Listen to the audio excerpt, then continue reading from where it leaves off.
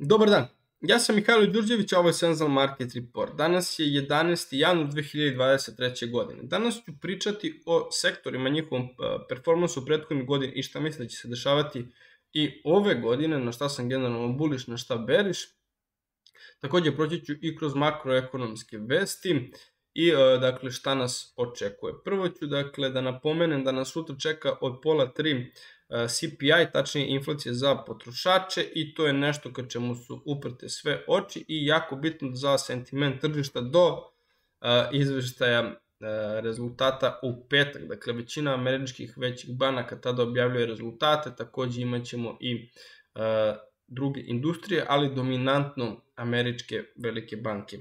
I one će itekako uticati na sam sentiment, jer tu možemo da vidimo jednostavno šta se dešava sa ekonomijom. Ukoliko se izbegne recesija, što više, ove kompanije će biti jedne od onako boljih, što naravno nije finansijski savjet, njima jednostavno odgovaraju uslovi kad su visoki kamate, zbog naravno ostvarivanja pre svega ekstra profita. Dakle, danas je 5 bitnih vesti, dakle ovo je Bloombergov, preporučujem svima dakle, da se prijave na Bloombergov mailing listu, dakle ovo su 5 najbitnijih stvari za jutro, dakle ovo je evropska edicija i imamo u Evropi Emmanuel Macron planira da podigne godine za penziju, dakle do 64 do 2030. godine, što je naravno izazvalo bunu kod francuskih sindikata i različitih organizacija. Naravno oni smatraju da ovo najviše pogađa one siromašnije blue collar slojeve.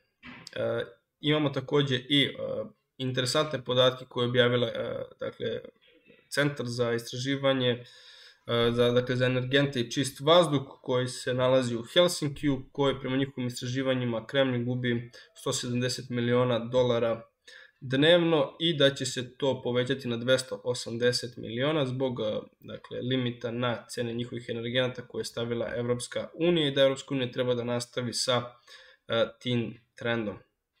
Imamo i interesantno, dakle, izjavu fixed income menadžera Jeffrey Gundlaka, koji kaže da uz njegovih 40 i plus godina iskustva, dakle, na tržištima, on smatra dakle, da investitori treba da gledaju šta tržište nama govori, a ne šta Fed, i on smatra dakle, da treba da se posmatra kretanje obveznica i gde se one nalaze, da nam to itekako mnogo govori, i ja se s tim definitivno slažem i sam pratim dosta šta se dešava sa obveznicama. I ono što on smatra, to je dakle da treba da bude miks, dakle imamo popularan miks kada je portfolio management u pitanju, gde su 60-40, tačnije 60% akcije, 40% obveznice. On smatra da u budućnosti to treba da bude 60% obveznice i 40% akcije. Tako da ovo je onako nešto o čemu se sve više priča. Ja sam lično bullish na obveznice od pre 2 meseca, imao sam i faktor sreće da pogodim samo dno. Tu naravno nastojim da zaradim i na ceni same obveznice, a ne nužno na premiji koja se dobija. Imamo i vesti kada je Apple u pitanju, dakle oni žele sve više da prošire svoj lanac snabdevanja i postoji sve veći i ozbiljniji konglomerat. Dakle, oni planiraju do 2024. da prave svoje displeje za mobilne uređaje i to je pogodilo Samsung i LG. Takođe, oni su, što većina investitora u Apple zna, prestali da uzimaju čipove od Intela u svojim Mac kompjuterima kako bi oni naravno i to radili in-house. Sada ovde se postavlja pitanje to će sigurno kratkoročno uticati dobro na profitabilnost Apple-a, ali koliko je to dobra odluka dugoročno, jer opet postoje kompanije kojima je to core biznis i gde nastoje da tu stvaraju što jaču konkurentsku prednost i generalno veliki konglomerati istorijski se nisu dokazali kao neko ko je bio uspešan u svim tim segmentima. Tako da to će biti interesantno i vidjet ćemo, vreme će pokazati da li Apple pravi dobru dugoročnu odluku. Ako sve krene po planu Apple-a, oni će definitivno biti globalni lider i u narednim decenijama, ako naravno budu izvršili sve svoje planove, što je vrlo teško i komplikovano pred njima, ali i do sada su pokazivali da za njih nemoguće generalno ne postoji. Dakle, ono što je takođe interesantno, to je da Evropa u poslednjih par meseci žestoko outperformuje S&P. Sad, mnogi se pitaju zašto. Glavni razlog je u tome u kompozitu, dakle, od čega se sastoje indeksi. Dakle, mi kad pogledamo S&P 500 i Stocks, vidjet ćemo, tačnije primetit ćemo da je velika razlika između, dakle, koliko kojim sektorima je šta alocirano. Takođe, na primjer, mnogi se pitaju zašto je FTSE Londonov, tačnije 100 indeks, 100 njihovih kompanija, zašto je on toliko dobro završio prošlu godinu. Opet je razlog u tome od čega se indeks sastoji, dakle tu su generalno te dosadne kompanije u tim dosadnim sektorima koji isplaćuju solidne dividende, dok sa druge strane vi imate S&P koji ima onako poprilično velik udeo tehnoloških kompanija koje su doživele ogromne korekcije i izgubile stotine milijardi, ako ne i preko trilion u svojoj valuaciji. I naravno kada imate kompanije poput Apple-a, Tesla, Microsofta, Google-a, Mete, koje izgube toliko svoje vrednosti i tekako će to negativno uticati na sam indeks. Dakle, od ekonomskih vesti imali smo retail prodaje u Australiji 1,4%, projektovano je 0,6%, retail prodaje u Brazilu su bile lošije od očekivanja i imamo kasnije crude oil inventories i crucial crude oil inventories u Americi. Rekao bih da je to za danas od makroekonomskih vesti.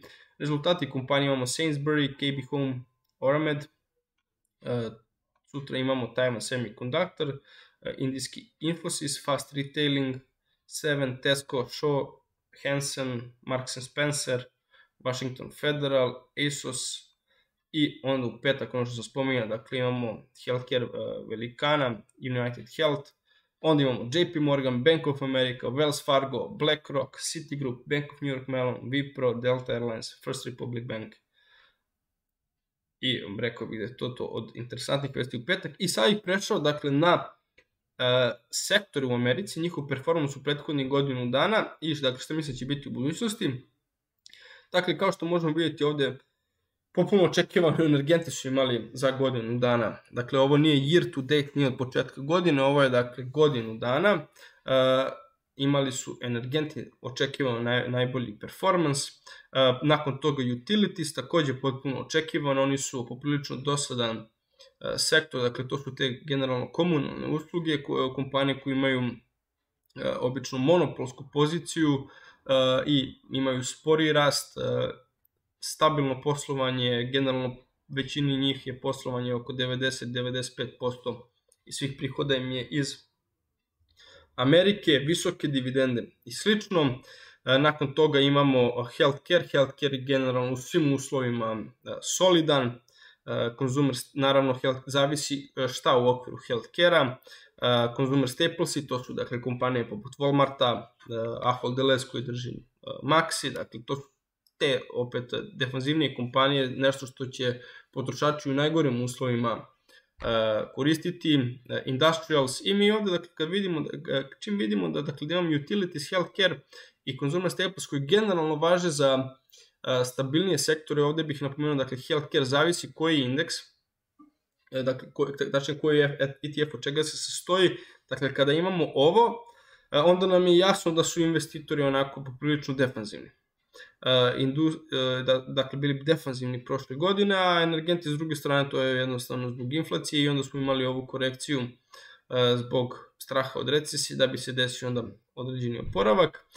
Imamo onda i industrials, materials, financials, ovde financials generalno su, kao što sam i rekao, su dobri kada se dižu kamate, ali opet s druge strane nisu dobri kada postoji strah od recesije. I tu je sad pitanje, dakle, da li da li će recesije dovesti do toga da se poveća broj tih non-performing loans, što će banke morati da otpisuju kao gubitke, ili će recesija biti izbjegnuta, bit će soft landing i banki će ostvarivati ekstra profite, što će uticati naravno i na cenu akcije i na dividende koje će davati svojim investitorima. Real estate 18%, technology naravno 22%, consumer discretionary potpuno očekivano, dakle diskrecioni sektori, to je ono što u recesionim uslovima i kada inflacija pojede vaš dohodak, vi gledate da kupujete ono što vam je bitno. U consumer discretionary sektoru generalno nisu kompanije od vitalnog značaja, dakle istakao bih ovde luxury, jer luxury spada pod consumer discretionary, ali ja sam na luxury celu prošlu godinu bio bullish i nastavljam da budem bullish. I imamo komunikacije, ovo je generalno zbog kompanija koje se nalaze u okviru komunikacija i generalno ljudi nastoje da generalno komunikacijni sektor je imao velik boom kao i svi ostali, ali nije mogao da ispuni ta očekivanja. Kada je u pitanju početak godine, do sada imamo komunikacije, dakle sad imamo suprotnu situaciju, komunikacije su do sada najbolje, materijali su dobri, discretionary dobar, real estate, dakle ovo nam sada govori da su od početka godine investitori optimistični, smatraju da će inflacija ponovo pasti i da će rezultati kompanije biti pristojni. Ovdje imamo dakle healthcare koji je prošle godine imao dobro, consumer staples, energy, dakle sad imamo suprotno od onoga što se dešavalo i to je upravo ono što možemo i ove godine očekivati. Dakle, ako bude bilo dobro, ako bude soft landing, ako ne bude jaka recesija, ovi sektori, oni koji su najviše prodati će biti dobri.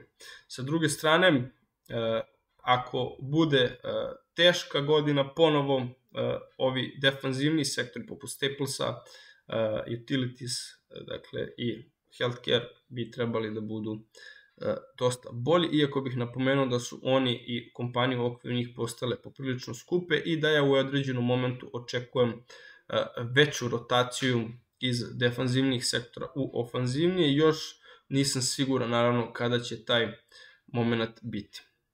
Tako da nadam se da sam vam bio od pomoći. Napomenuo ih opet da sve što sam pričao nije bio finansijski savjet, da je neophodno da uradite sopstveno istraživanje i vidimo se na berzi.